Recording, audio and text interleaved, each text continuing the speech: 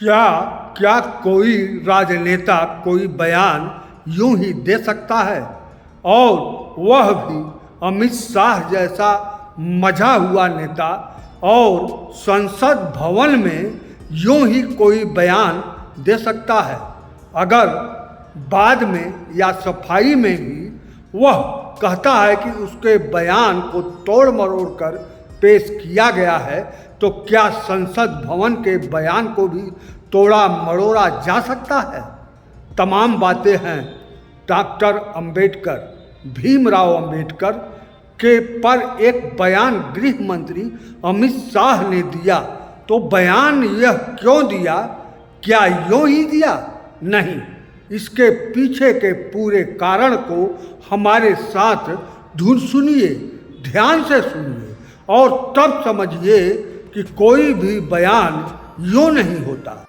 गृह मंत्री अमित शाह अल्प बुद्धि नहीं है, ना ही भारतीय जनता पार्टी कोई नई उभर आई राजनैतिक पार्टी है, और ना ही प्रधानमंत्री नरेंद्र मोदी अपरिपक्व नेता हैं।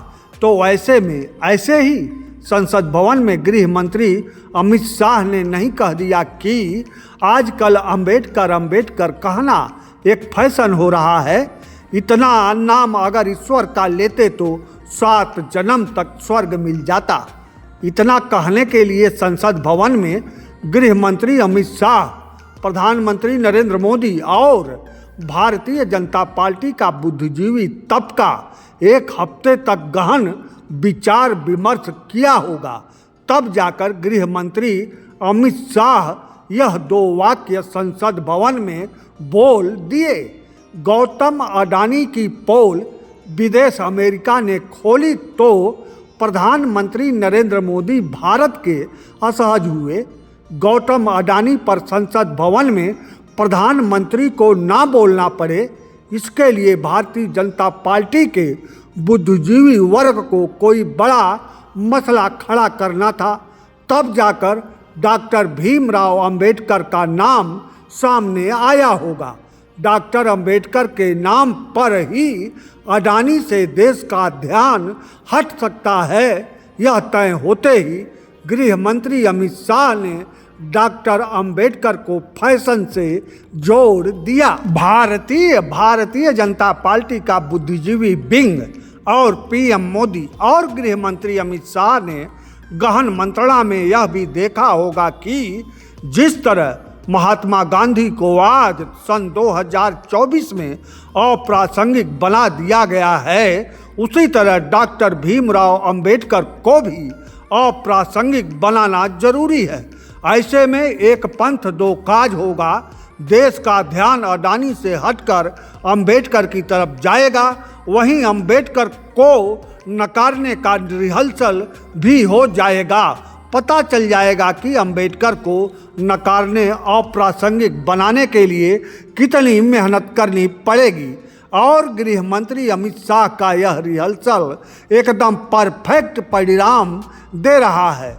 दलितों की राजनीति करने वाली मायावती को भी इस मुद्दे पर बोलने में लगभग 1 हफ्ते लग गए, तो समाज पार्टी के चंद्रशेखर भी कुछ खास विरोध नहीं कर रहे।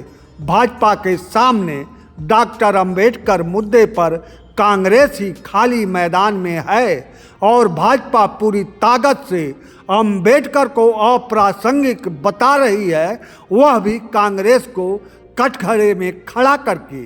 आज 2024 के परिवेश में महात्मा गांधी के नाम पर एक वोट नहीं मिल सकता। भारतीय जनता पार्टी ने धीरे धीरे महात्मा गांधी को अप्रासंगिक बना दिया और सावरकर को स्थापित करने की कोशिश जारी रखे हुए है। महाराष्ट्र में सावरकर के नाम पर ही कांग्रेस को भाजपा कमजोर करती है, और गुजरात भी महाराष्ट्र से ही अलग हुआ प्रदेश है, तो कुछ कुछ सावरकर गुजरात में भी काम आ जाते हैं। महात्मा गांधी भी गुजरात से हैं और नरेंद्र मोदी भी गुजरात से ही हैं। महात्मा गांधी भी बनिया थे, नरेंद्र मोदी भी बनिया हैं, लेकिन नरेंद्र मोदी बनिया में तेली जाति से हैं, जिससे वह अति पिछड़ा कहलाते हैं। उत्तर प्रदेश में नरेंद्र मोदी होते तो इनके नाम के आगे नरेंद्र गुप्ता लिखा जाता। महात्मा गांधी के नाम पर आज वोट का कोई समूह नहीं है, इसीलिए महात्मा गांधी आराम से अप्रासंगिक हो गए।